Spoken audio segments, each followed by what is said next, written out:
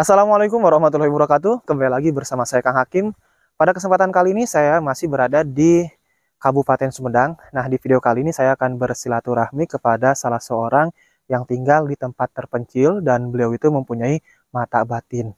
Dan juga beliau itu sering tawasulan kepada para karuhun-karuhun, ya contohnya Prabu Siliwangi, Ratu Haja Siti Dewi Roro Kidul, terus kepada Paduka Presiden Bung Karno. Dan beliau mendapatkan amanah atau titipan amanah dari Paduka Presiden Bung Karno, siapa yang bakal menjadi Presiden Republik Indonesia, membawa negara Kesatuan Republik Indonesia itu jaya, katanya teman-teman.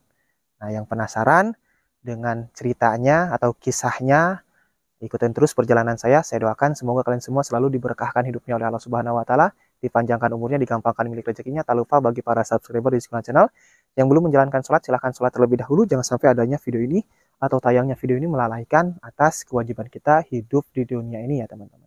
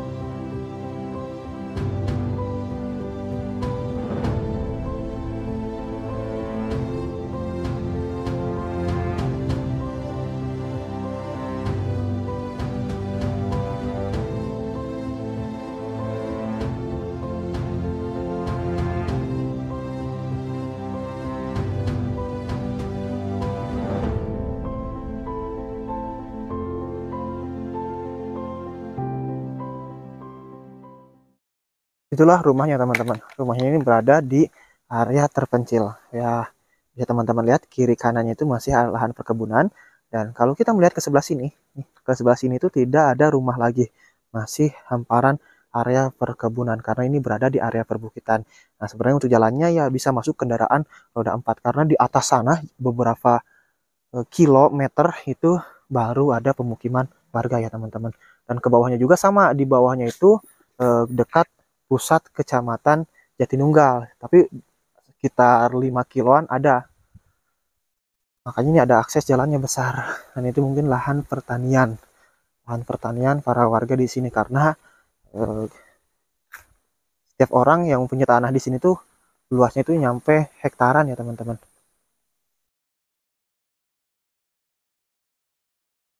Yuk.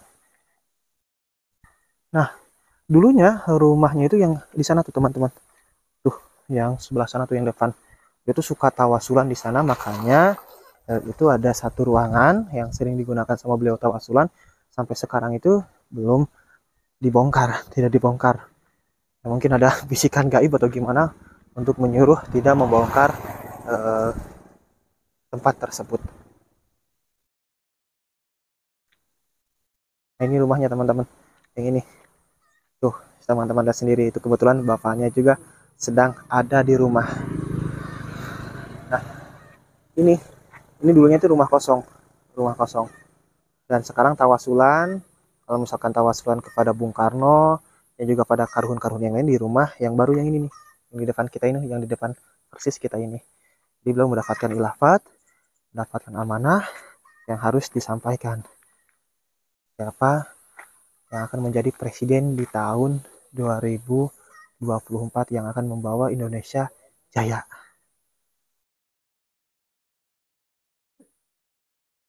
Dan juga ini di halaman rumah Pak Ujang ini banyak banget foto Paduka Presiden, terus juga Ratu Hajah Siti Dewi Roro Kidul. Assalamualaikum Pak Ujang. Waalaikumsalam warahmatullahi wabarakatuh.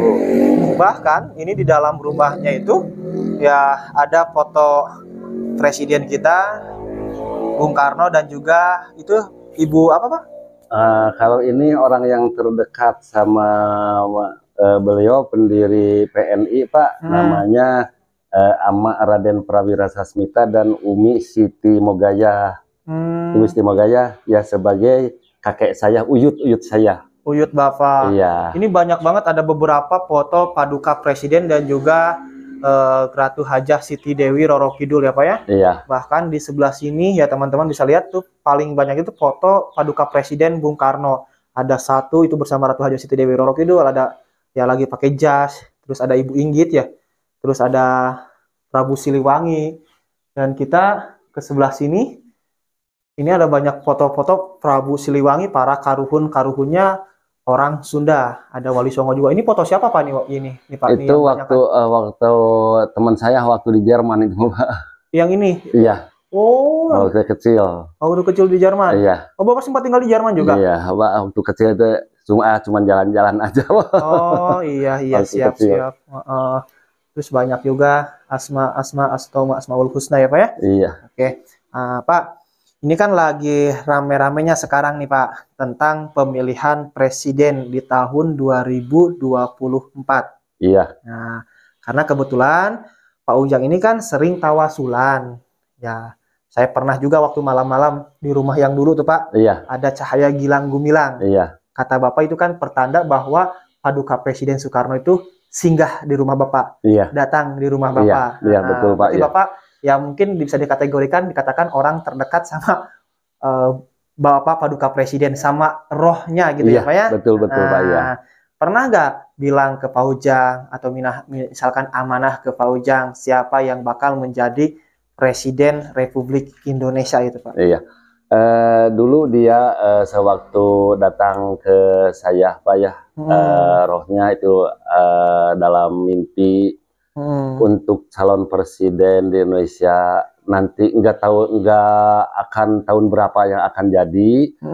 Kemungkinan Indonesia itu udah waktunya dipimpin dari Yong Sunda katanya itu Pak. Yong Sunda namanya Yong Sunda ya, dari Tatar Sunda kemungkinan itu Pak, gitu. Dari orang Sunda kan itu yang udah waktunya. Nggak tahu ke tahun berapa jadinya, nggak tahu kapan jadinya, yang penting nanti bakalan ada orang dari Sunda akan menjadi pemimpin itu Pak. Jadi mungkin dari tanah Pajajaran, dari Sunda, itu, Pak, orang Sunda yang bakal menjadi presiden Republik Indonesia yang membawa kejayaan negara Indonesia ini.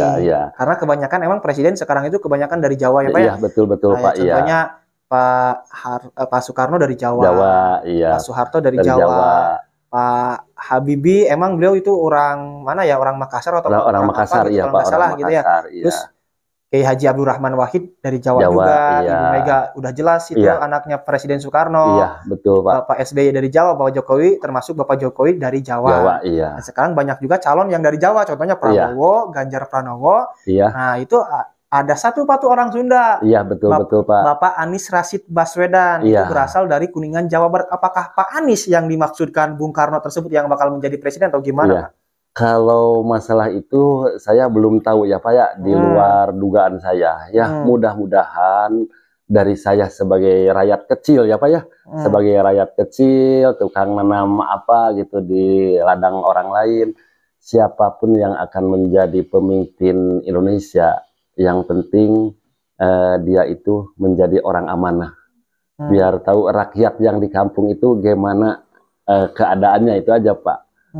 Saya mah kalau ya mudah-mudahan kalau seandainya Pak Anies sekarang di tahun 2024 ya Pak ya, dia terpilih sebagai presiden, bahwa itu mungkin bersejarah. Apa disebut bersejarah? Bahwa orang Sunda itu ada yang menjadi orang nomor 1 di Indonesia. Bukan saya misalnya mendukung salah seorang, cuman saya mendoakan sebagai kalau Pak Anies itu terpilih jadi presiden, mudah-mudahan dia itu sebagai presiden yang amanah. Sebenarnya dari tanah Sunda juga pernah ada yang menjadi wakil presiden. Yang orang situ aja itu ya Pak Umar Wirahadikusuma. Iya betul. Cuman bukan jadi presiden.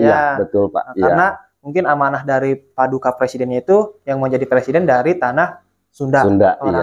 Nah Pak, itu Bapak ketika mendapatkan khilafat, Iya. mendapatkan amanah seperti itu berhadap-hadapan langsung sama rohnya Bung Karno atau gimana sih Pak? Enggak berhadapan, cuman itu saya dalam mimpi, Pak. Dalam mimpi. Dalam mimpi waktu saya belum ke sini, Pak, belum belum ini tinggal di dataran Sumedang, waktu saya masih di usia 17 tahunan, Pak, masih di Garut. Oh, di Garut. Itu masih di Garut. Saya bertemu dengan beliau dalam mimpi. Saya juga belum kayak sekarang itu, cuman ya kayak anak-anak itu aja, Pak. Masih remaja.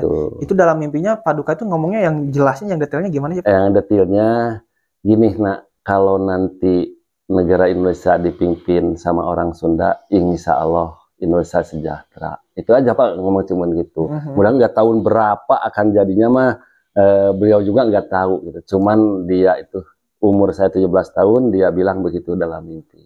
Emang waktu dulu Pak Ujang masih usia 17 tahun, masih remaja ya? Iya. Ya masih muda lah, belum nikah. Iya. Itu suka tawasulan juga sama Kalau dulu saya suka tawasulan dari umur 15 tahun, Pak. 15 Cuman tahun. Sendirian, itu ada di musola. Kalau istilah orang Sunda mah di tajung-tajung kecil itu, Pak. Kalau sekarang mah mungkin ada yang suka ngikut tawasulan itu, Pak, setiap malam Jumat ya Pak ya? Jumat, iya Pak. Iya, betul. Jadi hanya bilangnya yang kalau misalkan ada presiden dari tanah Sunda, iya, Indonesia bakal jaya. Iya, katanya itu, cuman tapi kan wallahu alam itu saya juga kan di luar dugaan saya. Cuman saya mau menyampaikan aja, mudah-mudahan siapapun yang akan menjadi pemimpin Indonesia sekarang, mudah-mudahan nanti orang amanah aja, Pak. Nggak tahu Pak Anies, nggak tahu siapa ya. Tapi yang jelas kan sekarang ada Pak Anies, Rashid Baswedan, yang dari tanah Sunda asli mencalonkan presiden. Ya mungkin kalau misalkan Pak Anies nggak menang, berarti itu beda lagi ceritanya. Lain lagi ceritanya mungkin, tapi yang jelas nanti beberapa puluh tahun ke depan, mungkin Indonesia itu bakal dipimpin sama presiden orang Sunda. Tapi nggak tahu orang Sundanya yang mana mungkin. Yang mana, iya, nggak dikasih tahu itu. Yang penting kalau nantinya ditakdirkan sama Allah, ada orang Sunda yang memimpin menjadi presiden, mudah-mudahan dia itu yang terpilih sama beliau, Pak. Itu aja. Itu kenapa sih Pak? Kok Paduka Presiden bilangnya orang Sunda? Kenapa nggak bilangnya keturunannya atau misalkan dari orang Jawa? Itu alasannya ada keistimewaan apakah dari orang Sunda tersebut? Pernah bilang nggak Paduka Presidennya gitu ke Bapak? Kemungkinan kalau masalah keistimewaannya orang Sunda itu, alhamdulillah saya nggak dikasih tahu ya Pak. Cuman kalau menurut cerita gitu, kan jaya-jayanya itu Pajajaran dulu tahun sekian itu kan rajanya raja yang adil bijaksana. Kemungkinan ke sana, Pak. Ya, cuman kan semuanya juga namanya rakyat, namanya raja, semuanya adil. Adil, enggak ada yang tidak adil, semuanya adil. Alhamdulillah, kerasa gitu Pak sama saya. Rakyat kecil ya, kerasa seperti Bapak Presiden Jokowi sekarang kan sampai bantuan ke rakyat kecil seperti saya ini diterima, alhamdulillah. Ya mudah-mudahan yang akan menjadi pemimpin negara Indonesia sekarang di tahun 2024 menjejaki Bapak seperti Bapak Jokowi, Pak.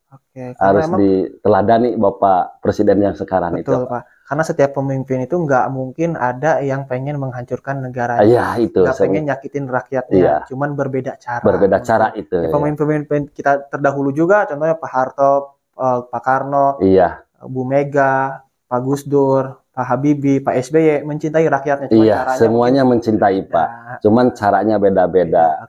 Karena bertahap. Itu Pak, cuman beda-beda. Cuman ada cara penyampaiannya, mungkin ada